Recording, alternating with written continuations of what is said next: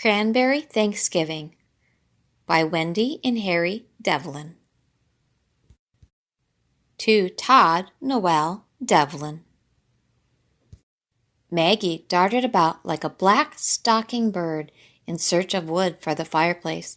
She and her grandmother lived at the edge of a lonely cranberry bog in New England, and the winds were cold at the edge of the sea. Today, Mr. Whiskers was helping Maggie with her chores, and they soon had armloads of firewood. "Happy Thanksgiving Day, Mr. Whiskers!" Maggie smiled at her friend. That wasn't his real name, of course. It was Uriah Peabody, but Maggie had called him Mr. Whiskers ever since she could remember.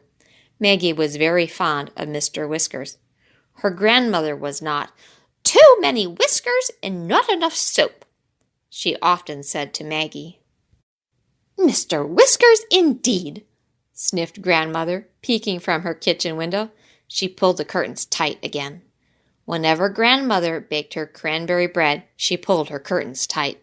The reason for this was that her cranberry bread was the most famous for miles around. It was so famous that bakers all over the countryside had offered her great sums of money for the recipe, although Grandmother scoffed at the whole idea. Still, she felt it was something wonderful to leave to Maggie. She carefully hid the recipe behind a brick in the fireplace. "Oh, a lot of people would like to get that recipe," she fumed to herself, "especially Maggie's clam-digging friend, Mr. Whiskers." Strange how he always showed up when she took down the great yellow bowl and all the good things that went into it. "Scat! Shoo!" she would call out the window every time he came too close to the house. But forget all that today. It was Thanksgiving, her favorite day of the year. The cranberries had been picked, boxed, and sent to the market. The dried corn had been soaked and the corn pudding made. The turkey was roasting in the old iron oven. Turnips, tiny green peas, and a pumpkin pie were ready. The cranberry bread was cooling on the wooden board. The real work was done, and the feast was almost ready. Every year, Grandmother invited a guest for dinner and allowed Maggie to do the same. "Ask someone poor or lonely," she always said. It never mattered to Maggie or her grandmother that the red carpet was worn and mended, or that the silver spoons didn't match. Friendship and sharing were important, but everyone knew that. Red-cheeked Maggie raced into the house. While she changed, Grandmother excitedly told her whom she had invited. Mr. Horace was his name, and he was staying at the town hotel. "He actually bows, and he has a gold cane and smells of lavender," said Grandmother happily, "and he's all alone." Maggie looked a little concerned. "My guest doesn't smell of lavender," she began, "and he hasn't had a Thanksgiving dinner in 20 years. I invited Mr. Whiskers." "Mr. Whiskers?" Grandmother didn't appear to believe she had heard right. "You mean here, in the house?" But now there was a sound at the door and a loud clanging of the knockers. "Quick, Grandmother, take off your apron." Grandmother opened the door, and there they were, both guests, Mr. Horace, pink-cheeked and starched, and Mr. Whiskers in his old captain's hat. As they came in, trailing behind was the smell of lavender and an aura of clams and seaweed. Mr. Whiskers held up his hands to Grandmother. "Clean," he said. "Oh, and where's your tie?" Grandmother asked. He lifted his long whiskers. "Right here where it's always been," he growled. Maggie thought she saw a smile from behind the whiskers. "Humph," said Grandmother, and taking Mr. Horace's arm, she led them into the dining room. A log fire sputtered, and the glasses shone, and certainly no one would notice that the silver spoons didn't match. "Let's sing 'We Gathered Together,'" said Maggie, trying to warm things up. They all joined in the old hymn, and midway began to sing out with cheer and gusto. Grandmother started to trill like a bird, until Mr. Whiskers fixed her with a quizzical gaze and shook his ears. "How about 16 men on a dead man's chest?" he roared, slapping his knee. Mr. Horace looked pained. Grandmother peered over her glasses. "Really?" she said. Maggie left the table and reappeared with the roast turkey.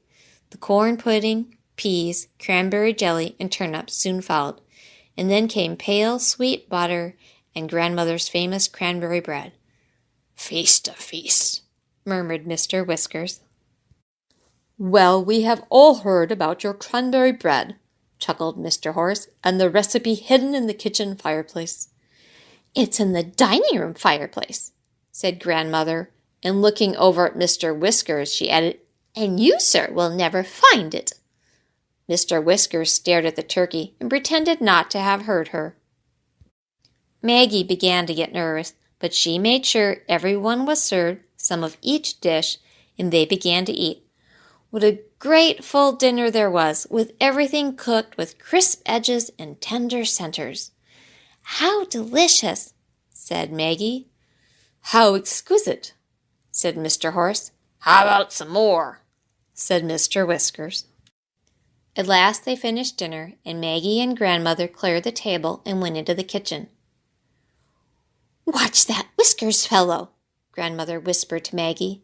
Maggie opened the kitchen door just a small bit and peeked into the dining room. Her eyes widened. "Grandmother, he's found it!" Crash! Clumpity! There was a sound of wild scuffling, loud shouts, and falling chairs. 2 figures pushed to the front door. For a moment they wrestled at the doorway and then seemed to burst into the purple dusk. One chased the other into the cranberry bog. "The nerve of him stealing our recipe," said grandmother with fire in her eye. Maggie knew who she meant. "It wasn't Mr. Whiskers," she said. "It was Mr. Horace." "Mr. Horace?" Grandmother looked shocked. "But why?" "Because he owns a bakery in the city." "And Mr. Whiskers knew this?" Grandmother asked. "Yes," said Maggie. "Mr. Whiskers kindly came today to watch Mr. Horace and to have dinner." Mr. Whiskers came puffing up to the door, holding Mr. Horace by the collar. Proudly he held the recipe high in the other hand. "Don't trust a man 'cause he smells of lavender and has a gold cane," he growled. Grandmother stood up very straight and looked hard at Mr. Horace.